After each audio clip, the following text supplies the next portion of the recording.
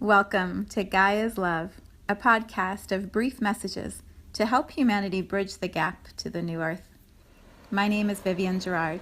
It is my delight to be a scribe for consciousness today, sharing the wisdom that flows through from Source. Here we go.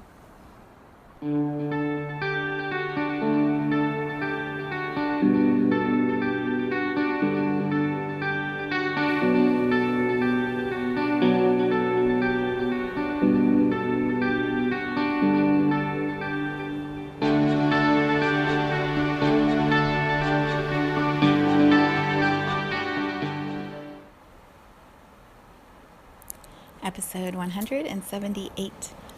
It is Friday here in Cincinnati, and the weather has dropped, the temperature has dropped about 20 degrees.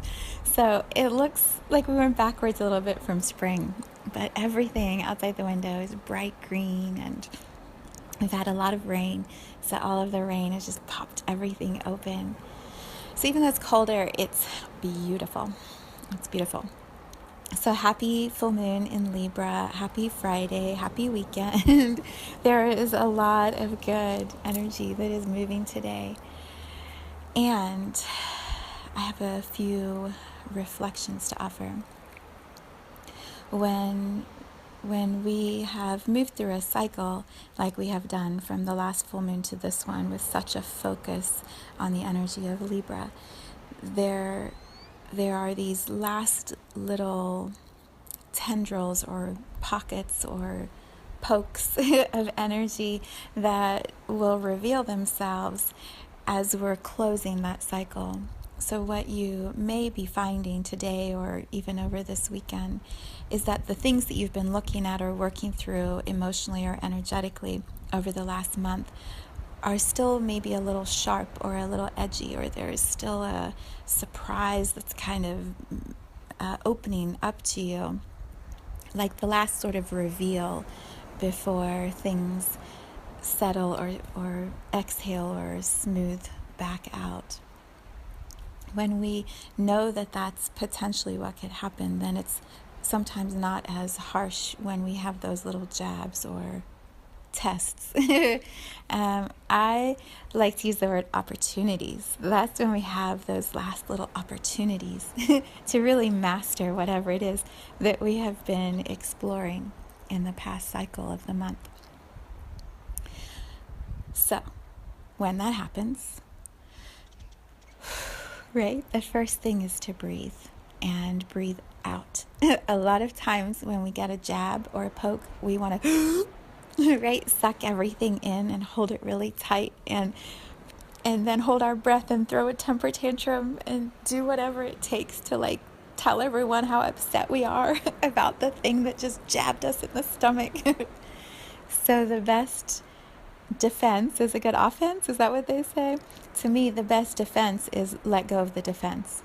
So breathe out. When the little jabs happen, just breathe out, take a breath, exhale, let that energy move and move out of you, and then just sit with whatever it is that has come up and ponder, explore, why, for example, we're moving through this cycle of Libra. So it's very much focused on relationships, how we connect to other people. So if there are one or two people, or perhaps there's a group you're in, or perhaps there's something with your work community or your church community, your spouse, whatever, your children, if you look at where most of your attention has been in the last month, what may happen is something in that specific relationship will bring another opportunity to master whatever it is you've been looking at in that relationship.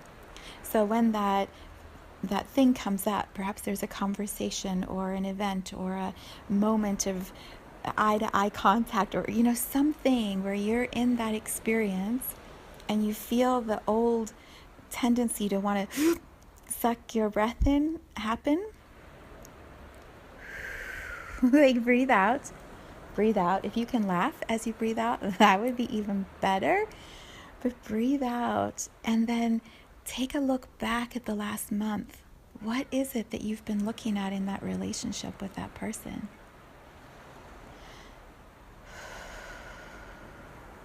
how is whatever the situation that just came up, how is that giving you an opportunity to master what you've been doing for the past month, what you've been looking at for the past month? What is it in you, in me, that needs to be cleared? Because it's not even about the other person. Remember, we've been looking at that all week too. It's not even about them. It's about me. It's about you. So what is it in each of us that needs to clear or heal or release? Right? And can we breathe through that? And sometimes it takes a little bit of sitting with it, or journaling, or listening to music, or walking in nature, something to just give your mind and body and soul a moment to come into harmony and realize that there is something bigger here for you to master, so that you can get that nugget. So give yourself a little bit of that space to allow for that mastery and integration. Because once you master this, you don't have to keep doing it anymore. You don't have to come back to it anymore. It's so worth the time to sit with it, feel it, and then release it. Whatever is coming up for you. So, as you move through whatever it is you're mastering in this relationship that you've been exploring, as you move through that, you will know the shift is happening because you feel more ease. You feel more spaciousness inside of you. The little jab or hook isn't there. It just doesn't prick. It doesn't poke. It doesn't jab. It's just not a thing anymore. And that's when you know, you're mastering it. You're mastering it. You are mastering it. And it's so good because when you master something, you don't have to learn it anymore. You'll learn other stuff. You're always going to learn other stuff. There's always going to be more for us to master. And celebrate when you've mastered this one thing you've been exploring over the last month. Sometimes we don't even know we've been mastering that thing for the month until today, until this moment, until suddenly in an aha of awareness, dun dun da, you realize you have been mastering something. And then you've mastered it because you feel so good and because you can see that you've mastered it. It's so awesome.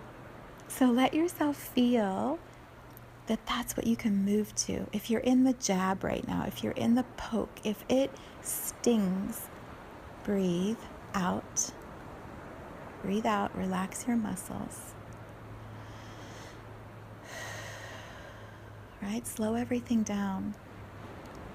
Give yourself some time and some space and a change of scenery and a change of music and whatever it is you need to sit with the jab and look at why for you is this opportunity presenting itself. What can you master right here in this moment? What can you master? And then expand what it is you're looking at. Master it so that you can move to the place of spaciousness. It is a really beautiful opportunity this weekend to heal a pattern that has been limiting you or holding you back for a long time. It's a beautiful energetic support. You have all that you need to master that pattern. So, right? Yes. Let it happen. If you are looking for some inspiration, because I always am, I turn to Osho, to my Zen deck, which I've read from many times in this podcast. For today, the one that came through so beautifully in my meditation is called The Master. And when I pulled out the card, of course, right above the Master's head, which it shows him as a bearded man with these beautiful woodsy sort of trees behind him that are moving. And he's got these really deep, clear eyes and this headdress on that has sort of purple and white in a sphere over his crown chakra. And then right above his head is a full moon. No lie. And it's like a bluish, purpley kind of colored moon, which is what I think 2 moons in 1 month are called. So there you go. If there isn't enough alignment, this picture should add a little fun to it. So I'm going to read to you the description of the master and allow whatever nuggets resonate to land in your awareness and then guide you this weekend. All right, page 47, the master. Beyond mind, there is an awareness that is intrinsic, that is not given to you by the outside, and is not an idea. And there is no experiment up to now that has found any center in the brain which corresponds to awareness. The whole work of meditation is to make you aware of all that is mind and disidentify yourself from it. That very separation is the greatest revolution that can happen to man. Now you can do and act on only that which makes you more joyous, fulfills you, gives you contentment, makes your life a work of art, of beauty. But this is possible only if the master in you is awake. Right now, the master is fast asleep, and the mind, the servant, is playing the role of master. And the servant is not even your servant. The servant is created by the outside world. It follows the outside world and its laws. Once your awareness becomes a flame, it burns up the whole slavery that the mind has created. There is no blissfulness more precious than freedom, than being a master of your own destiny. The commentary says, and I'm going to change where it says him to her because I'm a girl and I can do that. The master in Zen is not a master over others, but a master of herself. Her every gesture and her every word reflect her enlightened state. She has no private goals, no desire that anything should be other than the way it is. Her disciples gather around her not to follow her, but to soak up her presence and be inspired by her example. In her eyes, they find their own truth reflected, and in her silence, they fall more easily into the silence of their own beings.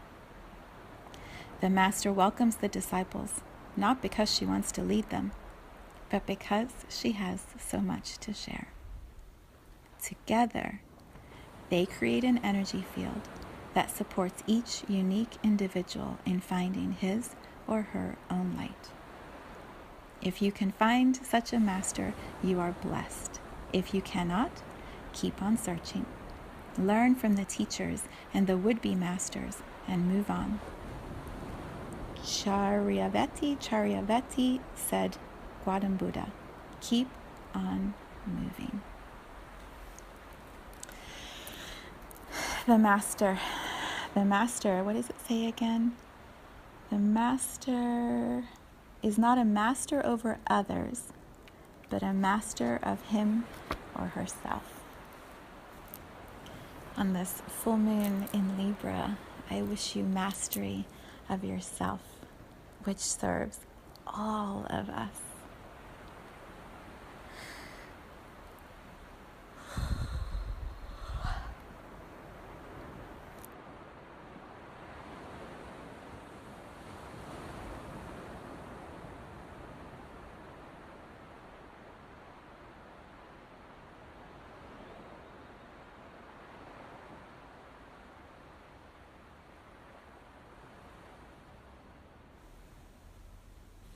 Thank you for tuning into this vibration of pure love. I invite you to join me in aligning with the optimal health of your mind, body, spirit in the virtual community of Viv's Energy Gym. You can learn more at mysouljourney.com. Let's take this message of Gaia's love out into all of our relationships and communities today. So much love from my heart to yours.